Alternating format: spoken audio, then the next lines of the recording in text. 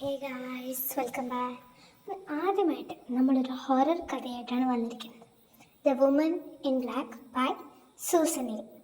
പേര് കേൾക്കുന്ന പോലെ തന്നെ ഒരു ഹൊറർ സ്റ്റോറി തന്നെ കേട്ടോ ഇത്. നമ്മളിത് വായിക്കുമ്പോൾ നമ്മുടെ ചുറ്റും എന്തൊക്കെയോ ഉള്ള പോലെ ഒരു അറ്റ്മോസ്ഫിയറിക് ആയിട്ടുള്ളൊരു ഫീലിംഗ് കിട്ടും ഈ കഥ വായിക്കുമ്പോൾ.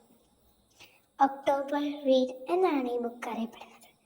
അത് മനുഷ്യർ ഇത് വായിച്ചവരിട്ട പേരാണ്.